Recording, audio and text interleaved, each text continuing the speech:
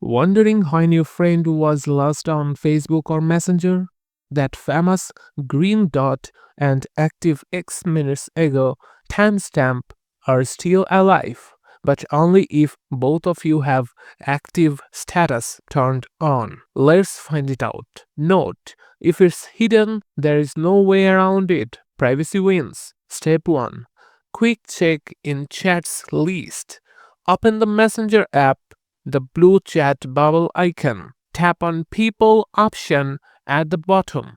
You will see a row of profile at the active section. Those are your active friends. If you see nothing, either they turned off active status or you did. More on that soon. Step 2. See exact last active in a chat. Most accurate. Open any conversation with the person, tap their name in chats. Look right under their name at the top of the chat screen. You will see active now with green dot. They are online right now. Or active X minutes or hours ago. The exact last seen time. Or active yesterday or older if longer ago. Step 3. Make sure you can see it. Check your settings.